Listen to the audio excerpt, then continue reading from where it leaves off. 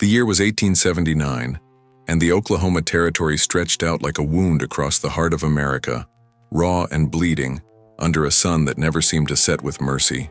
This was land that had been taken and given, promised and stolen, a place where the government had drawn lines in the dirt and called them borders, where they had pushed the Cherokee and the Creek and the Choctaw into corners of earth that white men had decided they did not want, at least not yet. The treaties were fresh as unmarked graves, the ink still wet with promises that would be broken before the decade turned.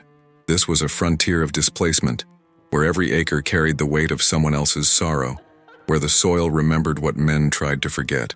The town of Stillwater Creek was not yet a town, not really.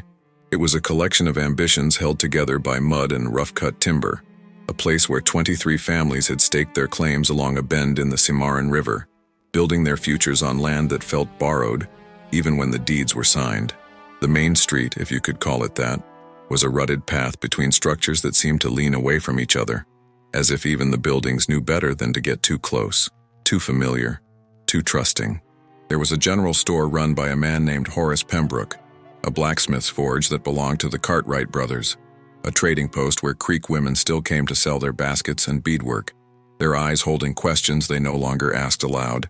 And at the edge of the settlement, where the grassland began to rise toward the red clay hills, there stood the Morrison barn.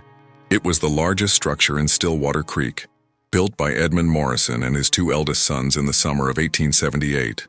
Edmund had come from Missouri with his wife Sarah and their 6 children, carrying with him a dream of cattle ranching and prosperity, of building something that would outlast his name. He was a man of 42 years with hands that were strong from labor, and eyes that had seen enough of the world to know that most dreams die young, but he had decided to try anyway. The barn was his declaration of permanence, a structure built from oak and pine hauled from 30 miles away, with a foundation of limestone blocks that Edmund himself had quarried from a site near the river. It rose 3 stories high, with a loft that could store enough hay to feed 100 head of cattle through the winter, and a main floor large enough to house twice that number when the storms came. The roof was tin, purchased at great expense from a supplier in Kansas City, and when the rain fell it sounded like 1,000 fingers drumming on metal, a rhythm that could drive a man to madness or prayer, depending on his disposition. But the barn was wrong from the beginning, though no one could say exactly how or why. Sarah Morrison felt it first, on the day the structure was completed, when Edmund called the family together to stand before their achievement and offer thanks to God for their good fortune. She had stood there with her children clustered around her skirts, looking up at the barn's massive doors, and felt a coldness move through her chest that had nothing to do with the October wind. She said nothing that day because what could she say? That the barn felt like a mouth, that its shadow fell wrong across the grass, darker than shadows should be, that she had the strange and terrible certainty that something about this structure was listening, waiting, counting. The first death came on November 3, 1878. Thomas Stillwell, a young man of 19 who worked as a hired hand for the Morrisons, was found in the barn at dawn, hanging from one of the support beams in the loft. His neck was broken, his face purple and swollen, his eyes open and staring at nothing. Edmund cut him down himself, his hands shaking, his mind refusing to accept what his eyes showed him. There was a stool kicked over beneath where the body had hung, and a rope that Thomas had taken from the tack room, fashioned into a noose with the skill of someone who knew knots, who had worked with rope his entire life. The local preacher, a Baptist named Reverend Carlisle, ruled it a suicide, a tragedy brought on by melancholy and perhaps by drink, though no one had ever seen Thomas take more than a single beer on Saturday nights. He was buried in the small cemetery that was beginning to form on the hill above the settlement, and Edmund Morrison paid for the coffin and the stone, feeling responsible in ways he could not articulate. The barn was cleaned, the rope burned, the beam scrubbed until no trace of darkness remained visible. Life went on because life always goes on, because there were cows to feed and fences to mend, and winter coming on with its cold indifference to human grief. But Sarah Morrison began to watch the barn with new eyes, and what she saw troubled her in ways she could not name. She noticed how the cattle grew nervous when they were driven inside, how they would cluster together in the corners, their eyes rolling white, their breath coming fast and shallow. She noticed how the chickens that roosted in the lower level would sometimes fall silent all at once, a stillness that was not natural, not peaceful, but tense and waiting. and she noticed the marks. They appeared on the interior wall of the barn, on the north side where the morning light came in through the gaps between the boards. They were scratches, deep gouges in the wood that formed shapes that might have been letters or might have been nothing at all.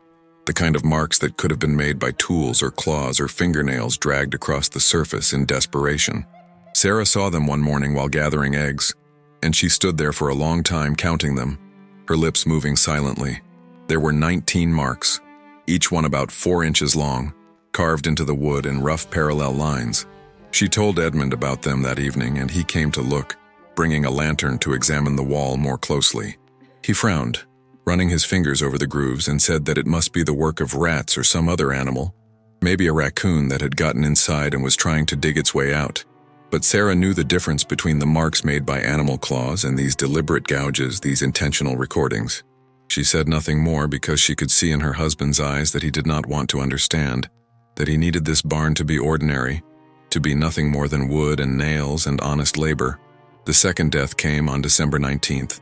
Mary Fletcher, a widow of 35 who lived with her sister's family on the western edge of the settlement, was found frozen to death in the barn's lower level, curled in the corner where the feed bins were kept. Mary had come to Stillwater Creek 3 years earlier, following the death of her husband James in a mining accident in Colorado. She had arrived broken, carrying only a small trunk of belongings and a grief so profound that it seemed to weigh down her shoulders, making her walk with the posture of someone much older. Her sister Ruth had taken her in, given her a place to sleep and work to do, and slowly, painfully, Mary had begun to rebuild something resembling a life. She was quiet, careful, deeply religious in a way that made some people uncomfortable. She read her Bible every morning before dawn, her lips moving silently over passages that seemed to speak to private torments. The temperature that night had dropped below zero, the kind of cold that turned breath to ice crystals and made the earth ring like iron under boot heels. It was a cold that penetrated clothing and skin and bone, that made joints ache and lungs burn with each inhalation. Mary had been seen the evening before, walking toward the barn carrying a lantern, though no one knew why she had gone there or what she had been seeking. Her sister Ruth had called after her, asking where she was going at such an hour, in such weather. But Mary had not responded, had simply continued walking with the determined gait of someone fulfilling an obligation, answering a summons that only she could hear. Edmund Morrison found her body when he came to feed the livestock at first light, her skin blue-white, her hands clutched around something that turned out to be a small leather journal, the pages filled with writing so cramped and frantic that it was nearly illegible. Reverend Carlyle examined the journal and declared that Mary had been suffering from religious mania, that she had gone to the barn to pray and had fallen into a stupor from which the cold had taken her. He read selected passages at her funeral, passages about sin and redemption and the wages of transgression, and he suggested gently that Mary had been haunted by memories of a child she had lost years before, that grief had driven her to seek solitude in dangerous places. But Sarah Morrison asked to see the journal, and Reverend Carlyle, after some hesitation, allowed her to read it. What she found there made her hands shake and her breath catch in her throat. Mary Fletcher had written about the barn, about dreams that came to her night after night, dreams in which she heard a voice counting in the darkness, a voice that was not a voice but a presence, an intelligence that was keeping track, keeping score, marking time until something arrived or departed or was completed. Mary had written that the barn was hungry, that it needed to feed, that it was built on ground that had never been properly blessed or cleansed, ground where something had happened long before the white settlers came, something that the earth remembered and mourned. She had written that she could hear names being spoken in the wind that moved through the barn's walls, names of people who were not yet dead but would be, names being called like a roll call before battle. And she had gone to the barn that final night because she believed she could stop it, that she could pray it away, that her faith could break whatever curse or covenant had been established in that place. Sarah returned the journal without comment, but she began to count. 19 marks on the wall, 2 deaths. She wondered what happened when the counting reached 19, what would arrive or depart when the tally was complete. She tried to speak to Edmund about her fears, but he grew angry, telling her that she was letting superstition and grief cloud her judgment, that the barn was just a barn, that people died on the frontier all the time from cold and despair and the 100 casual cruelties of this hard land, and that attributing their deaths to some malevolent structure was an insult to reason and to God. So Sarah fell silent, but she began to keep her own journal, recording everything she observed, every strangeness, every moment when the barn seemed to breathe or wait or watch. The third death came on January 27, 1879. Jacob Morrison, Edmund's second son, a boy of 14 with his father's strong hands and his mother's careful eyes, was found trampled in the barn, his chest crushed, his ribs driven into his lungs. The Morrisons' prize bull, a massive red beast named Caesar, stood over the body bellowing, its eyes rolled back in its head, foam dripping from its mouth. Edmund shot the bull where it stood, 3 bullets to the skull before the animal finally collapsed, and then he fell to his knees beside his son's broken body and wept like a man whose heart had been torn from his chest. The funeral was held 2 days later, and the entire settlement attended, because the death of a child was a communal grief, a reminder of how fragile their hold on this land really was, how easily everything they had built could be swept away. After Jacob was buried, Sarah went to the barn alone. She brought a hammer and nails and a pot of black paint, and she nailed the main doors shut, sealing them with boards crossed like the bars of a prison. Then she painted a single word across the doors in letters 2 feet high: closed. When Edmund found her there, he was furious, demanding to know what she thought she was doing, telling her that they needed the barn, that their livelihood depended on having shelter for the animals, that she was behaving like a madwoman. But Sarah stood her ground, her face pale but determined, and she told him about the marks on the wall, about Mary Fletcher's journal, about her own observations and fears. She told him that the barn was counting deaths, that it was feeding on them, that it would not stop until the count reached 19, and that if they continued to use the structure, more people would die, more blood would be spilled, more names would be added to whatever ledger was being kept in that place of shadow and cold breath. Edmund Morrison was a practical man, a man who believed in what he could see and touch and measure, but he was also a father who had just buried his son, and grief can open doors in the mind that reason keeps locked. He stood there looking at his wife, at the paint drying on the barn doors, at the structure that had cost him so much money and labor and hope, and he felt something inside him break, some certainty about the nature of the world and his place in it. He nodded slowly and he helped Sarah finish boarding up the doors, and together they walked back to the house without speaking, leaving the barn to stand empty under the winter sky. But the settlement could not leave the barn alone. Word spread about Sarah Morrison's actions, about her claims that the structure was cursed, that it was hungry for death, that it was keeping some kind of dark count. Some people laughed, saying that frontier life had finally driven the woman mad, that the loss of her son had broken something in her mind. Others were more cautious, remembering Thomas Stillwell and Mary Fletcher, remembering the strange atmosphere that seemed to cling to the barn like morning fog that never quite burned away. Reverend Carlyle preached a sermon about the dangers of superstition, about how fear could take root in a community like a disease, spreading from person to person until everyone was infected with irrational terror. He said that the barn was just a barn, that death was a natural part of life on the frontier, and that attributing supernatural malevolence to a structure built by honest Christian labor was a form of blasphemy, a rejection of God's order and God's plan. But there were others in the settlement who knew things that Reverend Carlyle did not know, things about the land itself, about what had happened here before the treaties and the land runs and the surge of white settlement. There was a Creek woman named Leaping Dove who came to the trading post every week, bringing baskets woven from river grass and moccasins decorated with intricate beadwork that told stories in patterns that few white people could read or understand. She was perhaps 60 years old, her face lined with decades of sun and sorrow, her eyes holding a depth of knowledge that came from living through the removal, through the trail of tears, through the long years of displacement and cultural erosion. She spoke English well enough to conduct trade, but she preferred to remain silent in the presence of most settlers, observing them with an expression that was neither hostile nor friendly, merely watchful, as if she were seeing not just the people before her but also their futures, the consequences of their choices rippling forward through time like stones dropped in still water. One evening, as the sun set red and angry over the western hills, Leaping Dove approached Sarah Morrison on the porch of the trading post.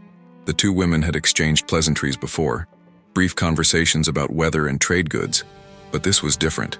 Leaping Dove sat down beside Sarah without invitation. her movements deliberate and formal, as if she were engaging in a ceremony that required proper respect. For a long time, neither woman spoke, simply sitting together watching the light drain from the sky, watching the first stars emerge in the deepening blue overhead.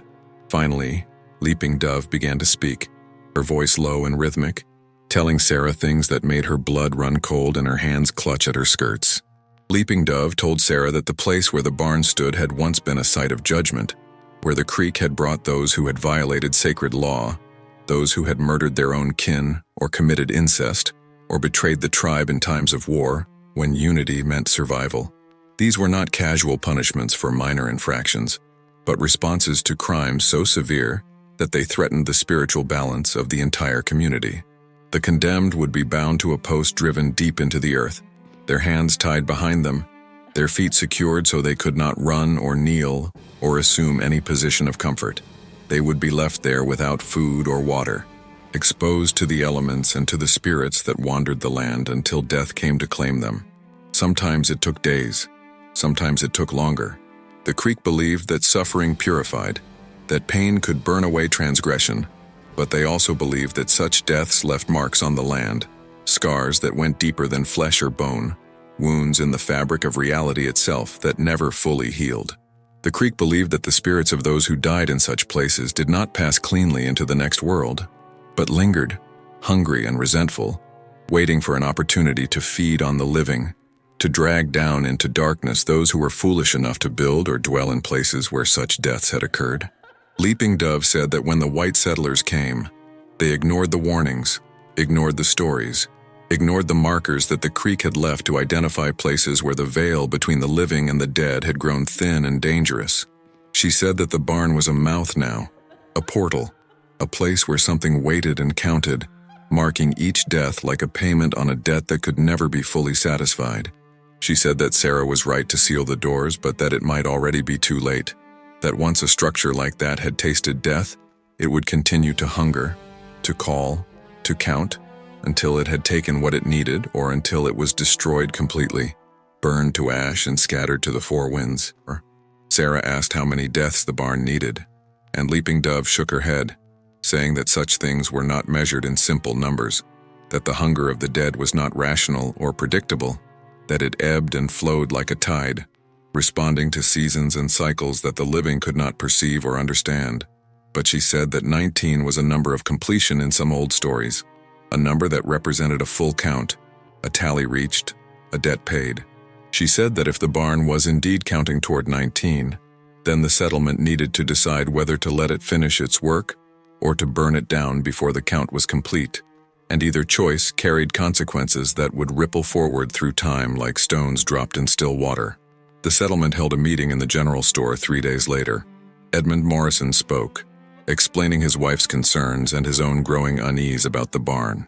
He showed them Mary Fletcher's journal, reading passages aloud while people shifted uncomfortably on the rough wooden benches.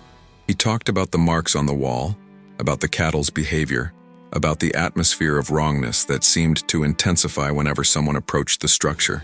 Reverend Carlyle spoke in opposition, saying that burning a perfectly good barn because of superstition and native folklore was the act of cowards, that Christians had dominion over the earth and all its spaces, that prayer and faith were sufficient to cleanse any corruption, real or imagined. Others spoke as well, some arguing that the barn should be destroyed, others insisting that it should be blessed and reopened, still others suggesting that it should simply be left alone, boarded up and avoided, allowed to rot and collapse on its own over the decades. In the end, no decision was reached. The settlement was too divided, too uncertain, too afraid of making the wrong choice and living with the consequences. So the barn remained sealed, a dark presence at the edge of the community, its shadow falling long across the grass, its walls holding secrets that no one wanted to examine too closely. Weeks passed, then months. Spring came to the Oklahoma Territory, bringing with it the green surge of new grass and the return of the cattle to open pasture. Life continued because life always continues, because there were seeds to plant and calves to brand, and 100 daily tasks that demanded attention. But the deaths continued. On March 14th, Agnes Cartwright, wife of the blacksmith and mother of 4 children, was found drowned in the water trough that stood 20 feet from the barn. The water was only 18 inches deep, barely enough to cover a person lying flat. But Agnes had somehow managed to drown there, her face submerged, her hands clutching the wooden sides of the trough, as if she had been trying to pull herself up but lacked the strength to do so. There were no signs of struggle, no marks of violence, no indication that anyone else had been present. Reverend Carlyle suggested that she had suffered an apoplectic fit, a sudden seizure that had caused her to fall forward into the water while drawing a drink for the livestock. But her oldest daughter told Sarah Morrison that her mother had been afraid of the barn, that she had been having nightmares about it, that she had woken several times in the weeks before her death crying and confused, saying that she had heard her name being called from inside the sealed structure, a voice that was patient and insistent and hungry. 4 deaths now. Sarah counted the marks on the wall again, though she had to break through the boards on a side door to enter the barn. There were still 19 marks, no more, no less, unchanged since the first time she had seen them. But now there was something else, a smell inside the barn, faint but unmistakable, the smell of copper and earth, and something older, something that made her stomach clench and her skin prickle with instinctive alarm. She touched the marks with her fingertips and they felt warm, as if they held heat from a source she could not see or name. She left quickly, her heart pounding, and she told Edmund that they needed to burn the barn, that waiting was only allowing more deaths to occur, that every day the structure stood was another day it could claim a victim. But Edmund was paralyzed by indecision and grief. Jacob had been his second son, the boy who reminded him most of himself, strong and careful and steady. The boy's death had hollowed out something inside Edmund, had taken away his certainty, his ability to act decisively. He nodded when Sarah spoke, said that she was probably right, that they should gather wood and kerosene and burn the barn to its limestone foundation. But he never organized the burning. He never gathered the men or made the preparations. He simply went about his work with mechanical precision, feeding the cattle that now grazed in open pastures, mending fences, sitting on his porch in the evening staring at the sealed barn, as if waiting for it to explain itself. The 5th death came on April 22nd. Henry Pembroke, the 17-year-old son of the general store owner, was found with his throat cut in the grass behind the barn, his blood soaked into the earth, his eyes open and staring at the sky.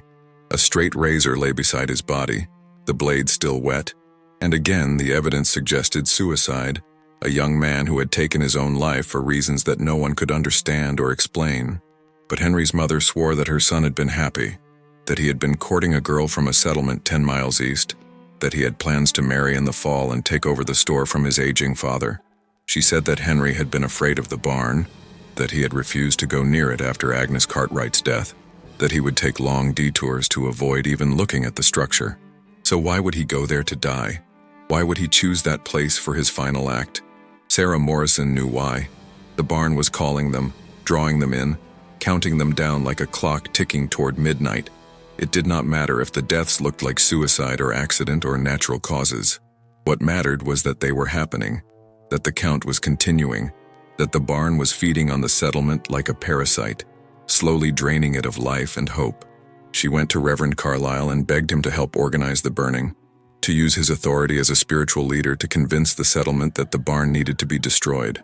But Carlyle refused, saying that he would not participate in the destruction of valuable property based on the ravings of hysterical women and the superstitions of savages. He said that the barn was just a barn, and that if people were dying it was because the frontier was a hard and unforgiving place, not because of some supernatural curse. So Sarah took matters into her own hands. On the night of May 1st, while Edmund slept fitfully in their bed, she took a lantern and a can of kerosene and walked to the barn alone.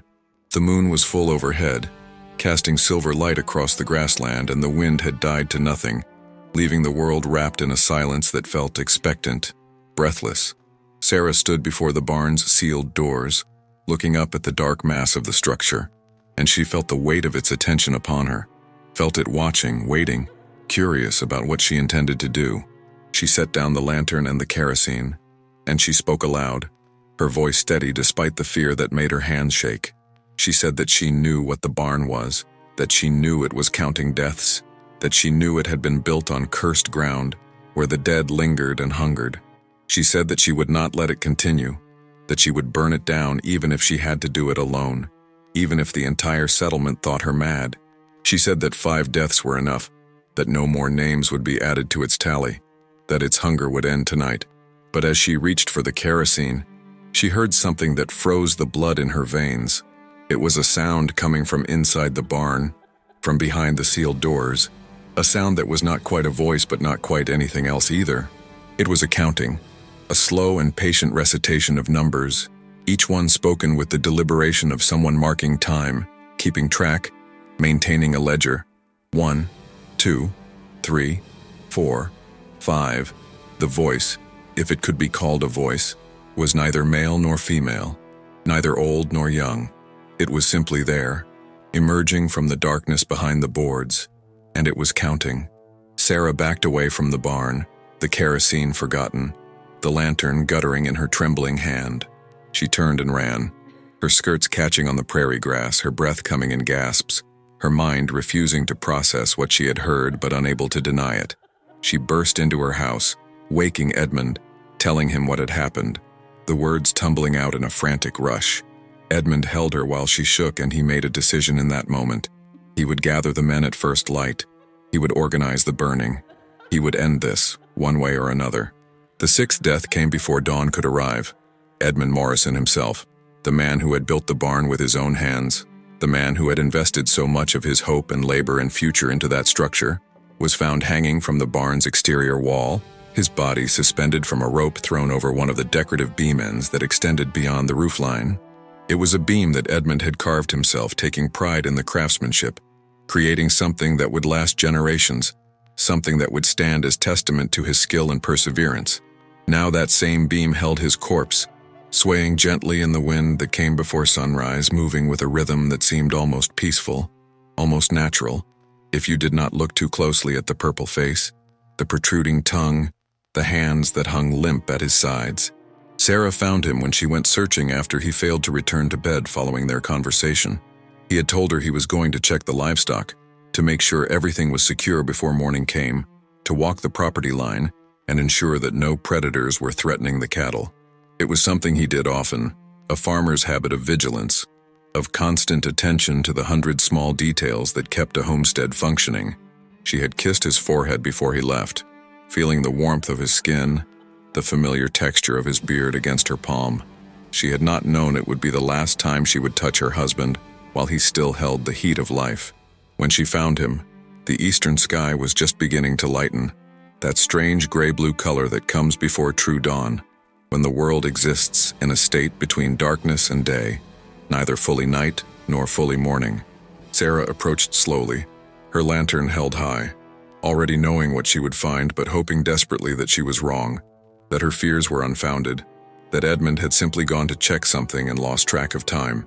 But the shape that resolved itself out of the pre-dawn gloom was unmistakable, the silhouette of a body hanging against the barn's weathered boards, and Sarah felt something break inside her chest, felt the world tilt and spin and refuse to make sense anymore. Sarah Morrison did not scream when she found her husband.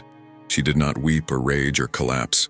She stood there in the pre-dawn darkness, looking at Edmund's body swaying gently in the wind that had begun to rise from the east, and she felt something inside her harden into cold steel.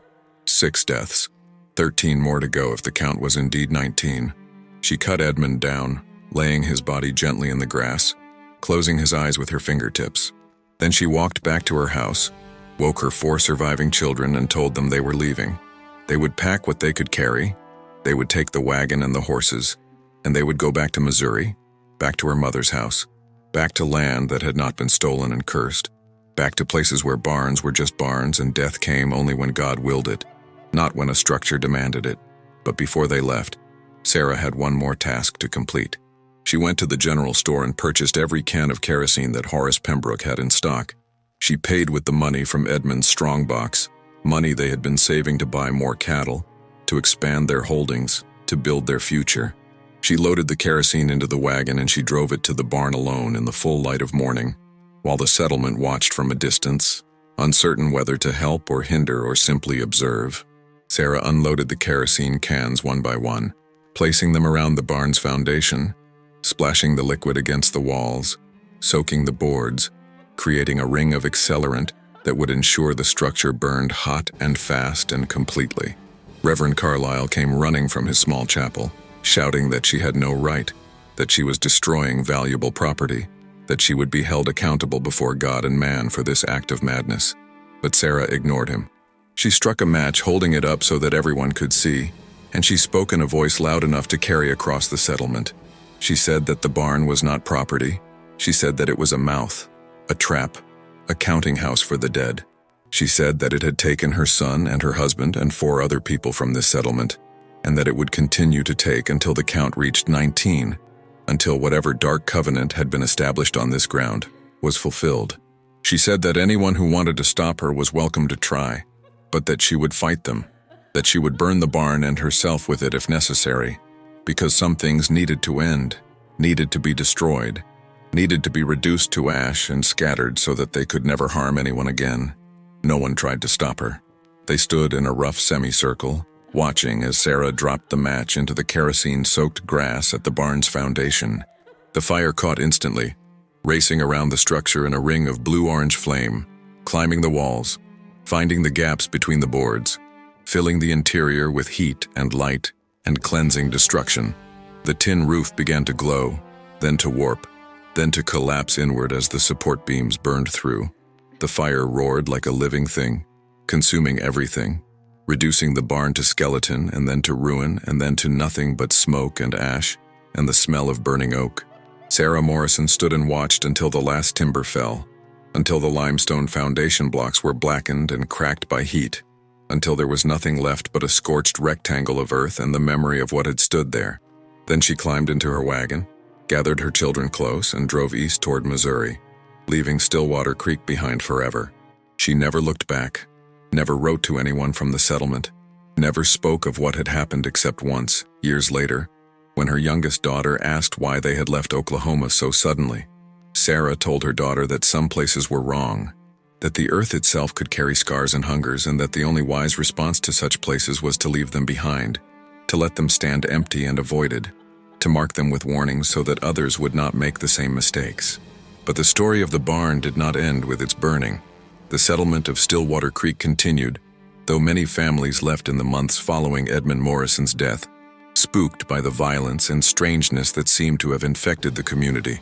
Those who remained tried to forget about the barn, tried to treat the scorched foundation as just another ruin, another failed attempt at building permanence in a land that resisted such efforts. They planted grass over the burned earth, trying to hide the evidence of what had stood there, trying to erase the memory through simple horticultural determination. But the deaths continued, even with the barn destroyed. On June 18th, Martha Stillwell, the widow of Thomas Stillwell, the first man to die in the barn, was found dead in her cabin, her neck broken, her body positioned at the foot of her bed as if she had fallen or been thrown. On July 7th, Daniel Cartwright, the blacksmith who had lost his wife Agnes, was found dead in his forge, his skull crushed by his own hammer, the tool lying beside his body, its handle slick with blood and tissue. On August 2nd, Rebecca Morrison, Edmund and Sarah's eldest daughter who had stayed behind to manage the family's remaining property, was found dead in the creek that gave the settlement its name, drowned in water that barely reached her waist, her hands clutching at nothing, her eyes wide and terrified. 9 deaths now. The settlement was beginning to empty, families packing their possessions and leaving in the night, abandoning land claims and investments, fleeing from something they could not name, but could no longer deny. Reverend Carlyle tried to hold his congregation together, preaching sermons about faith and perseverance, about how God tested his people with trials and tribulations. But even he could not explain why so many deaths were occurring in such a small community, why the pattern seemed deliberate, intentional, countdown-like. He began to lose sleep, began to see shapes in the darkness outside his window, began to hear whispers in the wind that moved through the empty spaces where the barn had stood. On September 10th, Carlyle went to the foundation stones that remained from the barn's burning. He brought his Bible and holy water, and he attempted to perform an exorcism, to cleanse the ground of whatever presence lingered there. He prayed for hours, his voice growing hoarse, his body trembling with exhaustion and fear. He sprinkled holy water on the blackened limestone, making the sign of the cross. calling upon Jesus Christ to banish all evil, to purify this place, to restore it to God's grace. But as the sun set and darkness crept across the grassland, Carlyle heard something that made his prayers falter and die in his throat. He heard counting, the same patient recitation of numbers that Sarah Morrison had heard months before. 1, 2, 3, 4, 5, 6, 7, 8, 9. The voice was coming from beneath his feet, from the earth itself, from somewhere deep and dark and hungry. Carlyle ran from that place, his Bible clutched to his chest, his mind fracturing under the weight of what he had heard. He made it back to his chapel and locked himself inside, barricading the door with pews and chairs, huddling in the corner with his Bible open on his lap, reading passages aloud to drown out the memory of that counting voice. He stayed there for 3 days, refusing to emerge, refusing to speak with anyone who came to check on him. On the 4th day, concerned members of his dwindling congregation broke down the door and found Carlyle dead, his body rigid, his face frozen in an expression of absolute terror, his eyes open and staring at something that only he could see. 10 deaths, 9 more to go. The settlement was abandoned by December of 1879, the last families left in a single convoy, wagons loaded with whatever possessions they could carry, heading east toward more established communities, toward places where the earth did not count and hunger and call. Stillwater Creek became a ghost town, its buildings left to weather and rot, its streets reclaimed by prairie grass, its story fading into rumor and legend. The foundation stones of the Morrison barn remained, marking the place where something had been built and burned, where a count had been started and had continued long after the structure itself had been reduced to ash. But the land remembered. Travelers passing through the area in the years that followed reported strange phenomena, voices counting in the wind, shadows that moved without source, a feeling of being watched and measured and judged. Some said they saw marks appearing on rocks and trees near the old foundation, scratch marks like tallies, like a ledger being maintained by invisible hands. Others reported finding dead animals arranged in circles around the burned ground, cattle and horses and even wild creatures, their bodies untouched by predators, as if something about their deaths had made their flesh unpalatable to even the most desperate scavengers. In 1882, a group of land surveyors working for the federal government made camp near the ruins of Stillwater Creek. They were mapping the territory in preparation for the land run that would eventually open Oklahoma to white settlement on a massive scale. One of the surveyors, a man named William Hadley, kept a detailed journal of their expedition. In his entry for November 4th, he described finding the foundation of what appeared to have been a large barn, the stones still blackened from fire. He wrote that his crew had camped near the site, and that during the night they had all been awakened by sounds they could not explain. Whispers, footsteps, a voice that seemed to be counting aloud in the darkness beyond their campfire. Hadley wrote that the sounds continued until dawn, and that when light finally came, they found marks scratched into the dirt around their camp, 19 marks arranged in a circle, each one perfectly uniform, each one about 4 inches long. The crew left immediately, abandoning their equipment, refusing to return to that location even when threatened with dismissal. Hadley's journal entry concluded with a single sentence that captured the horror of what they had experienced. That place is counting something, and God help us all when it reaches the end. 11 deaths occurred between 1880 and 1885 in the wider area around where Stillwater Creek had stood, each one attributed to accident or suicide or natural causes, but each one occurring within 5 miles of the old barn foundation. A farmer crushed beneath his overturned wagon, a woman dead from snakebite despite the fact that she was found in winter when snakes should have been hibernating, a child drowned in a shallow puddle after a rainstorm, a man shot through the heart with his own rifle in what was ruled an accidental discharge.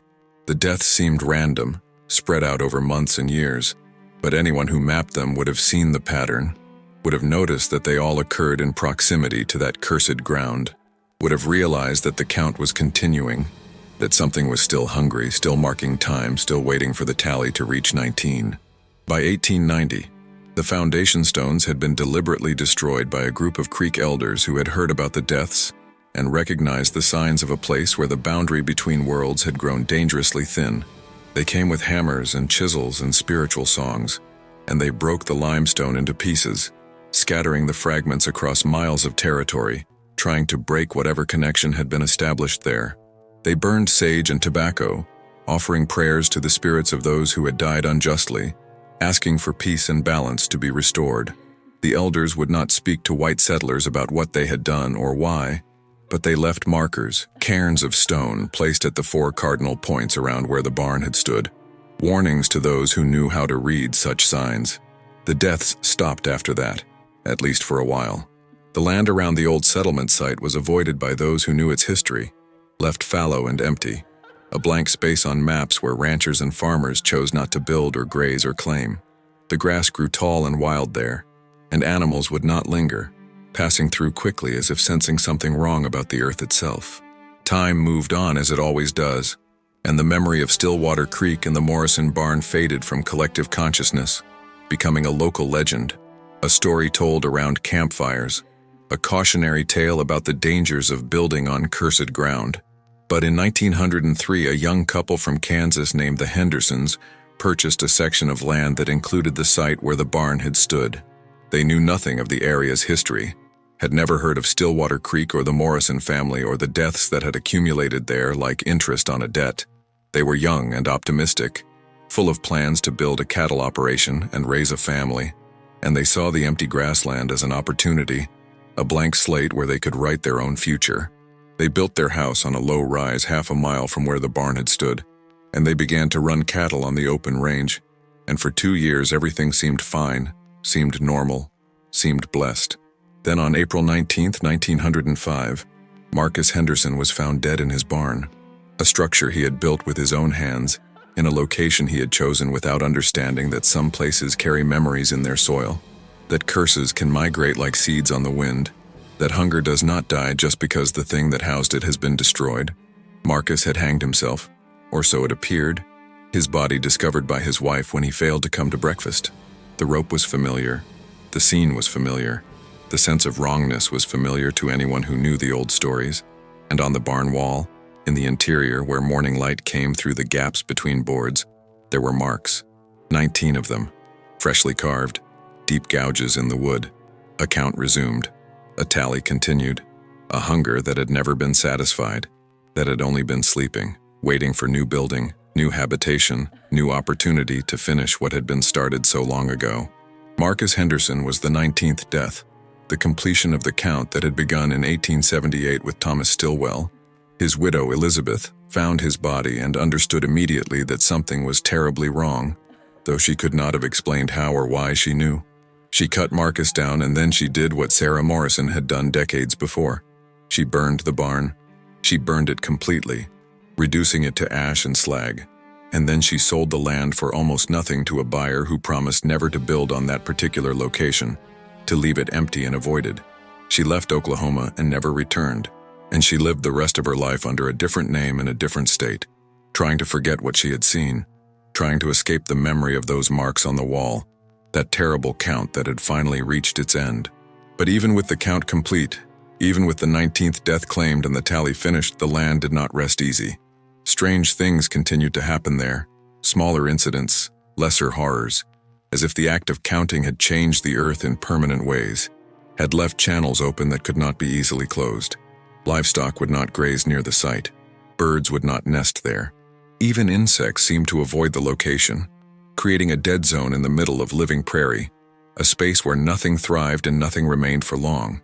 In 1937, during the Dust Bowl years when Oklahoma was being scoured by wind and drought and economic collapse, a desperate farmer tried to plow the land where the barns had stood.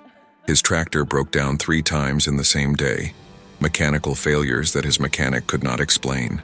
On his 4th attempt, the farmer himself suffered a heart attack while sitting on the tractor seat, dying there in the field, his hands still gripping the steering wheel, his eyes staring at the empty horizon.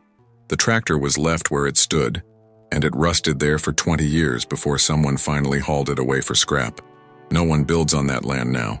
It sits empty, a patch of grassland in the middle of developed territory, avoided by instinct and by inherited knowledge, marked on no maps but known to those who have roots in the area, passed down through generations as a place to avoid, a location where the earth still remembers, still counts, still hungers in ways that the rational modern world refuses to acknowledge or understand. Surveyors route their lines around it. Highway engineers plan their roads to bypass it. Real estate developers somehow always find reasons to leave it out of their projects, as if the land itself has a will, a voice that whispers warnings to those who might be foolish enough to disturb it again. The foundation stones are long gone, scattered and broken and buried. The marks have faded from memory. The names of the dead have been forgotten by all but a few historians who study obscure settlement failures and frontier tragedies. But the land remains, and on certain nights when the wind moves through the tall grass in just the right way, travelers passing on the distant highway report hearing something that sounds like counting, a patient voice marking time, keeping track, maintaining a ledger that was started in blood and sorrow and has never been fully balanced. 1, 2, 3, 4, 5, 6, 7, 8, 9, 10, 11, 12, 13, 14, 15, 16, 17, 18, 19, and then silence. A silence that feels complete and final and absolute, as if something has been satisfied, some contract fulfilled, some dark covenant reached between the earth and those who dared to build upon it without understanding what they were doing, what they were waking, what they were feeding with their labor and their hope and their blood. The barn counted every death before dawn arrived, not because it was evil in any simple sense, but because it was a marker, a boundary stone, a place where the laws of the living and the dead had become confused and tangled, where time moved differently, where payment was required for the sin of disturbing ground that should have been left sacred and untouched. Sarah Morrison understood this in the end, though understanding brought her no peace. She lived another 40 years after leaving Oklahoma, dying in 1919 in her daughter's house in Missouri, an old woman whose hands never stopped shaking, whose eyes never stopped searching the shadows for signs of movement, of presence, of that patient hunger that had taken so much from her. On her deathbed, she told her youngest daughter that some places were doors, and that once a door had been opened, it could never be fully closed, only marked and avoided, only remembered in stories told as warnings to those who might be tempted to forget that the earth keeps its own accounts, that death has its own mathematics, that some barns should never be built, and some counts should never be started because there is no guarantee they can be stopped before they reach their inevitable, terrible conclusion. The land where the Morrison barn stood is still there, still empty, still waiting. And on quiet nights when the moon is full and the wind has died to nothing, if you stand at the edge of that property and listen very carefully, you might hear something that sounds like counting, a voice that is patient and persistent and hungry, marking time in the darkness, keeping track of something that began long ago and may not yet be finished, waiting for the next person foolish enough to build, to settle, to claim ownership of earth that has never truly belonged to the living, only to the dead, and to those who keep their accounts in scratches on wood and blood and soil and names called out in the wind, before dawn arrives with its false promise of safety and light.